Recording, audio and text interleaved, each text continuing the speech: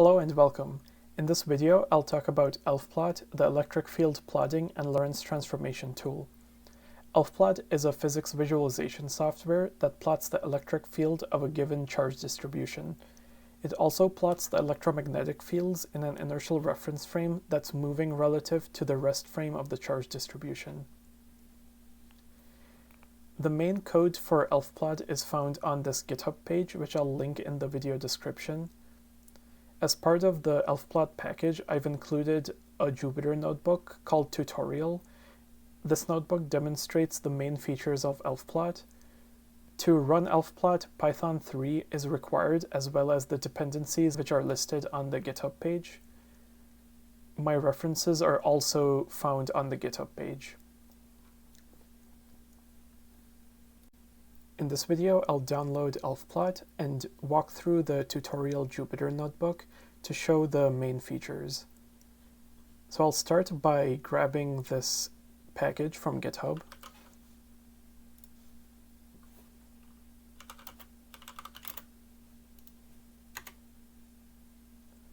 Once I've downloaded elfplott, I'll open up the elfplott folder. Included within the package is this tutorial Jupyter notebook, which I'll open up next.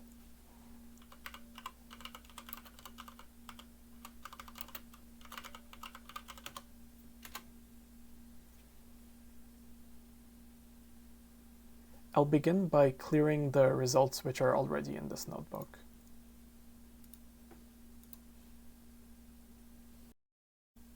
The first example which I'll show is a point charge at the origin. I'll begin by importing the elfplott package.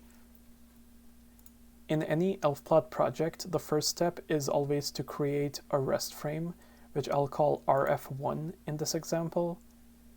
Using this rest frame, we can add any point charges or charge distributions into this rest frame. So for the point charge example, I'll just add a single point charge, which has one x coordinate at 0, one y coordinate also at 0, and this last array here is the charge, which I'll just say is +1. So now that we've added the point charge into the rest frame, let's plot the electric field. So on the xy plane, the x and y projection of this field is what we would expect for a point charge, which is the plus charge at the origin and electric field lines radiating outwards. So next, let's add a Lorentz boost. Let's go to an inertial frame, which is moving at 0.9 times the speed of light along the x-axis. And after I've added that boost, I'll also replot the electric field. I'll include this plot prime argument, which tells elfplott to plot both the rest frame and the inertial frame electric fields.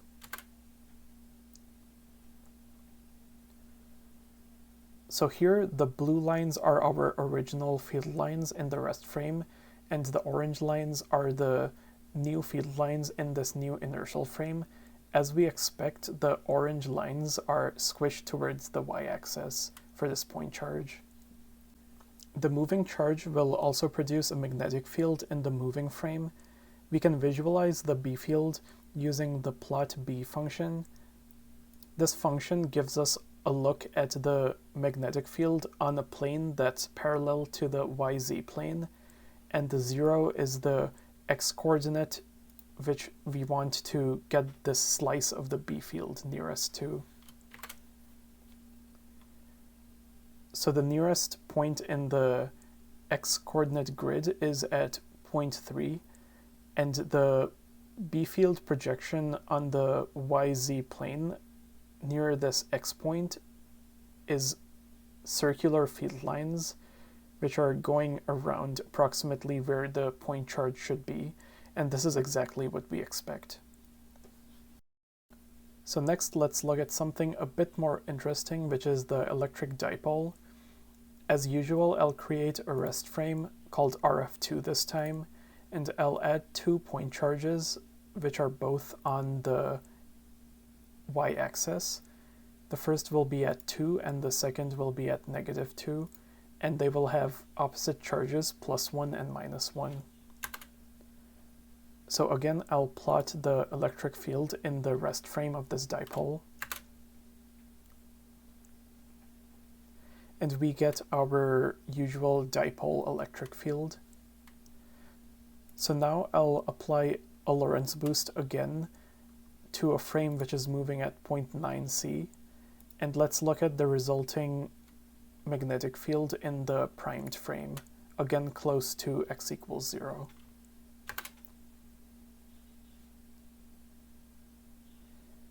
And this is the resulting B prime projection on the YZ plane. The last example with just point charges which I'll show is the electric quadrupole.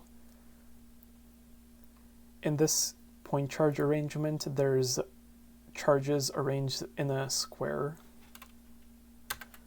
So I'll make it a rest frame and I'll add 4 point charges to this frame. And let's look at the resulting rest frame electric field. So this is the electric field on the XY plane for the electric quadrupole.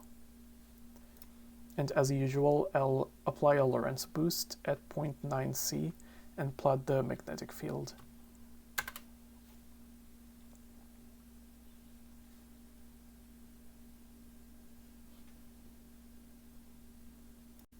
An interesting note is that the moving frame magnetic field found for the quadrupole looks quite similar to the result for the electric dipole. In addition to adding point charges to the rest frame, elfplott also allows us to add charge distributions drawn in images. I've included a couple example PNG files within the elfplott package. So the first one I'll open is the ring.png, which is just a positively charged ring. There's really no limit to what image you can feed into elfplott. Red pixels will be interpreted as positive charges and black pixels will be interpreted as negative charges. So let's go ahead and add the ring to a rest frame called RF4. So I'll use the add from image function. And once we've added the ring, I'll plot the electric field in the rest frame as usual. So this is the resulting electric field for our charged ring. Let's apply a Lorentz boost and look at the resulting magnetic field in the moving frame. So for a positively charged ring, this is the resulting magnetic field. Far away from the ring, the field lines are circular, and I think this is expected since far away from this ring, it should just be seen as a single positive point charge at the origin. As a fun example of how you can add really any image into the rest frame using elfplott, I've created a Maxwell charge distribution, which is included in the package. And this charge distribution is the covariant form of Maxwell's equations. The first part will be positively charged, and the second part will be negatively charged. So let's try to add this charge distribution into a rest frame. So looking at the electric field in this frame, this is what it looks like. And as usual, let's Lorentz boost to a frame moving at 0.9 C and look at the magnetic field. And here it is. So if you've ever wondered what the fields look like for the Maxwell's equations, there it is. In this final example, I'll show that elfplott supports the idea of superposition.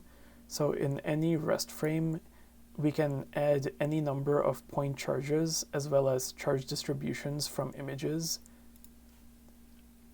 In this example, I'll show the superposition of a quadrupole and the charged ring from above. So first I'll add a quadrupole arrangement of point charges. And then in the same rest frame, which I've called RF6, I'll next add our ring PNG image. So now this rest frame contains both charge distributions, so we can plot the resulting electric field.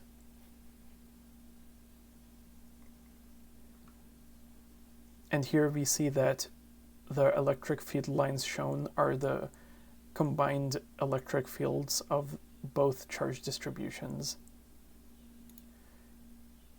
And one note is that we can also pass in the show charges equal to false parameter if we want to hide the charges themselves and just look at the electric field lines.